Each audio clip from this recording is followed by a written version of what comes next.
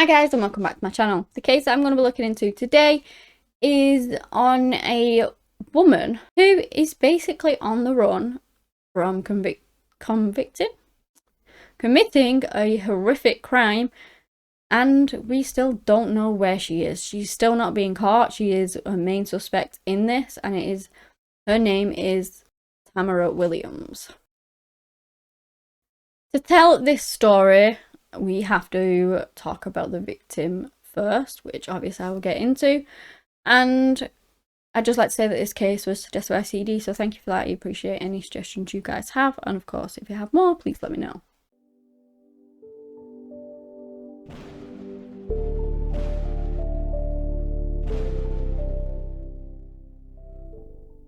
The victim that we're going to talk about today is a man called David Carter, who was 39 years old when this case happened.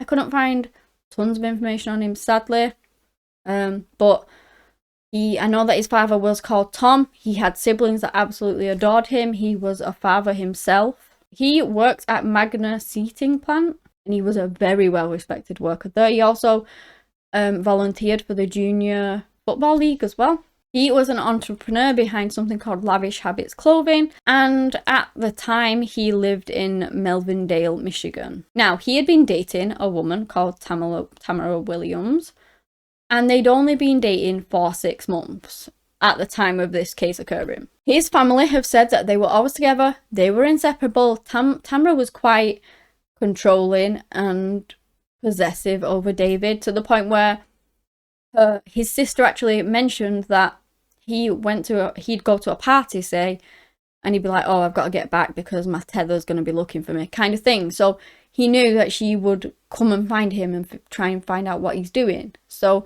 she was a very possessive woman and obsessed over him, which, let me tell you, is not a good look, and it's not a good thing to do. Please don't do it. And so you can imagine their relationship, right? Well, it doesn't sound very great, and to be honest, it really wasn't by the sounds of it, but she's obsessed with him. She follows him everywhere. She checks up on him all of the time. And then suddenly, David vanishes. Bearing in mind as well, she was always around at the families, because if David was there, she would be there. Family meals, all of that. So David vanishes, right? Everyone is looking for him. And she's just vanished herself. No, she's still around. She's just not around them and not looking for him or anything like that, which obviously is very sus. Let me just tell you a little bit, before we get more into his disappearance and all of that, just a bit more about their relationship. He actually asked her to give him every Wednesday and Saturday free so that he could go and like spend some time with his son and stuff. And then the other 5 days of the week, you know, they could spend all their time together. So that just goes to show that that's a strange dynamic straight away. He's asking her for time off so that he can see his child. That's crazy to me. Honestly, it really is. But it just goes to show how obsessive and compulsive she was about him. And then not only that, that didn't really work, because even though they planned this schedule and they were supposed to stick to it, well, they didn't. Well, she didn't, because she still showed up to the house saying, oh, I forgot something. And in the end, it was just any excuse to be there, basically. She never ever wanted to go back to her own place and pretty much moved in with David full time. Then we get to the 30th of September 2018, and David was due in work, but he did not show. Everyone knew something was wrong straight away. You know, it wasn't like him. Why was he missing? Why didn't he turn up to work? He was reported missing not long after that. And obviously his family were hoping that he would be found, that he was just somewhere, or that they would find him alive. But sadly, those hopes were crushed within just a few days. And you've got to think, at this point, obviously they're out looking for him and don't know where he is. And then a grim discovery is made elsewhere, and it turned out to be the worst possible thing for the family.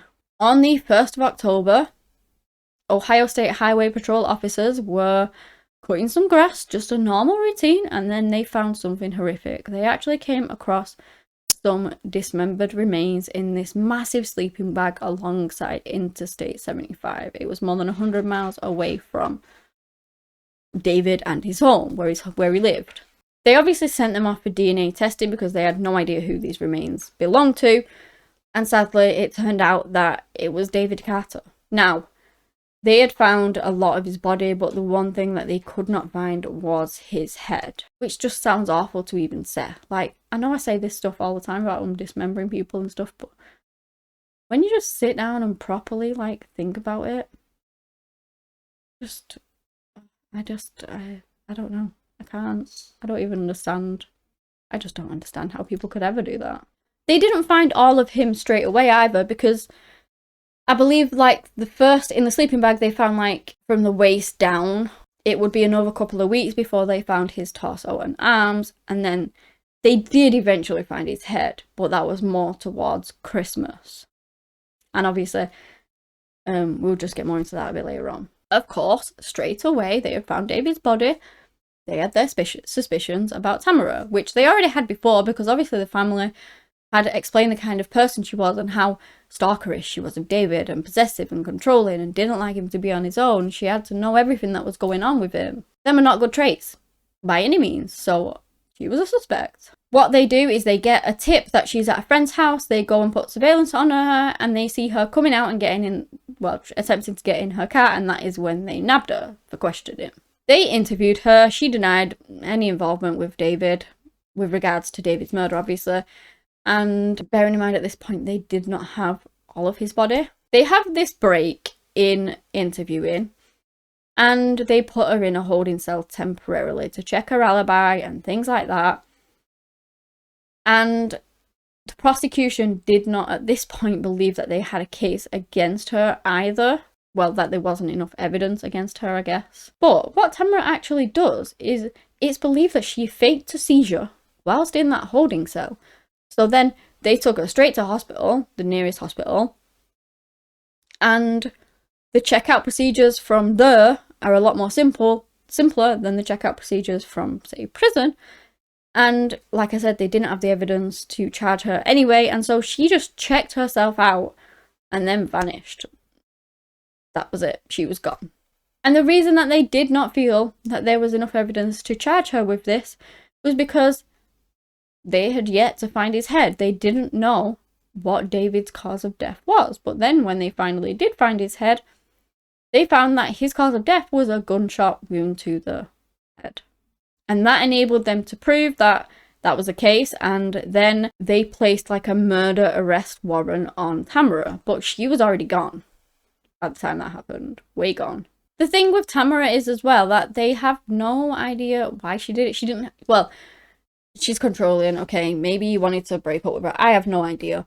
But she didn't have a criminal history or a violent history or anything like that.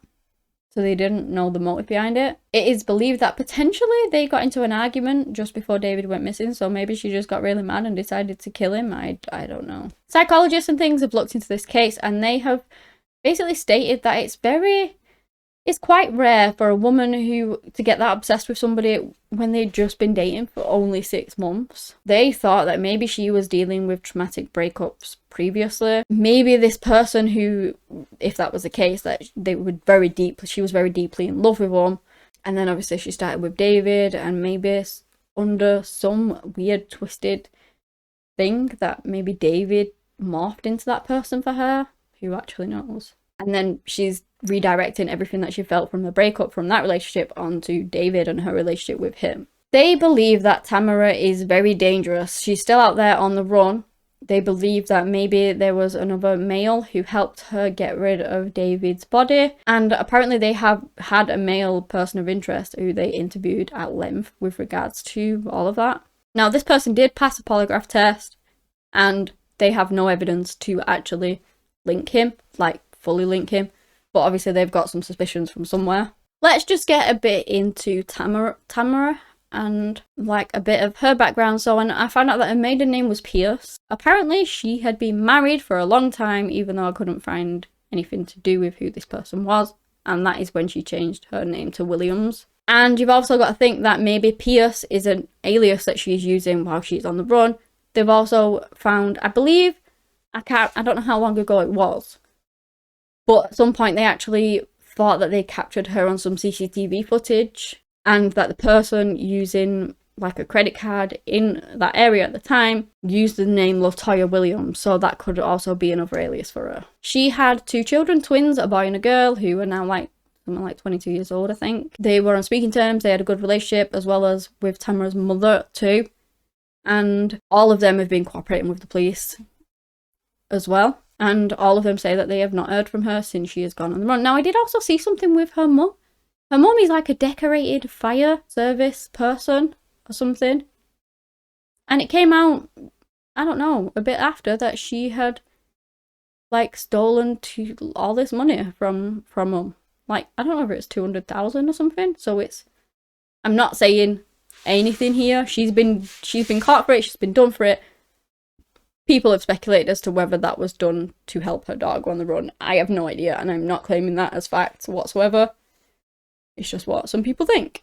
So what we know of Tamera is that on the 17th of October, she caught a train to New York and she stayed in a hotel there called Neptune. Then the next morning she left and nobody has seen her since, apart from that possible CCTV footage that I guess might not even be her really. There is a nationwide hunt out for her, and one of the detectives during like a press conference or whatever has stated that she is a manipulative person, evil, and she killed her boyfriend in a horrible and brutal way. She also has these close connections to people not only in the United States but also across the world. She worked in the medical and healthcare industry as a phlebotomist at the time of David's murder, and she also was a wanderer who frequented other nations and served as a travel agent. She is known to be associated with the Order of Eastern Stars, which has ties to the Masons and the Freemasons, and so basically she could literally be anywhere and people could be helping her. They may not even know what she's done. There have been no sightings or no traces of Tamera for like at least over a year, I believe. But obviously her case is still wide open. David's family have still really want to find her and get justice for David. The marshals have even said that one day she will probably mess up or slip up and we will find her. You know, it's just waiting for that moment to come. Obviously, they're putting police out everywhere with her description and things to hopefully try and alert people that she may be in your region. You may have walked past her. You may even know her as a different name. But that she is a dangerous woman who has murdered someone brutally and she needs to be caught. It is suspected that she will potentially kill again as well. That maybe she has another man under her manipulative fingers and is controlling him too. If he gets on the wrong side of her, who knows? Tamera Tammy Renee Williams is considered alive and well on the run. She's in her early 30s, is characterised as unsafe, dangerous. She stands at 5'5", weighing roughly 190 pounds. She has a large tattoo of a bunch of roses on her upper left arm. She also has brown eyes, and her natural hair colour is brown too, but obviously any of these could have changed, like her hair colour and things. She could have lost a bit of weight or whatever. She's wanted on first degree murder, disinterring a dead body, mutilation, and tampering with evidence. So if you have any information whatsoever on this woman, please contact the relevant people. There's an email address, there's a phone number for the marshals. There's also, I believe, a $10,000 reward out for her now. It's gone up from like 1 to 5 to 10k over the years. It was in September 2020 that the tip came in. Surveillance video from a fish market in the Bronx. This was thought to be the last footage of Tamera, and that is now considered to be the most recent sighting of her. So maybe she's in the Bronx somewhere. Sadly, since David's mother has passed away, she was a massive advocate for trying to get justice for her son. Of course she was, and she didn't get to live to see it, which breaks my heart. But obviously the rest of the family are still really pushing for it and still really looking for it. David's sister did like a little interview where she said that, you know, they're not going to stop looking for her. They will find her one day and they will get justice for David. And that they really want his name to be known by the entire world. So obviously these videos, I mean, I'm only a little channel, maybe one day. But if it can get the word out to anyone, to just one person who might know her or something like that, you know, that's the dream. That's the real hope with these cases. I really do hope that David Carter's name does get out there, because he deserves to get justice for what happened to him and he deserves to be known. And I truly hope that one day that will be the case. So yeah, if you do have any information on her whereabouts, please contact the authorities about it. her family and his family, sorry, are desperate to find her. But yeah, that is all I have.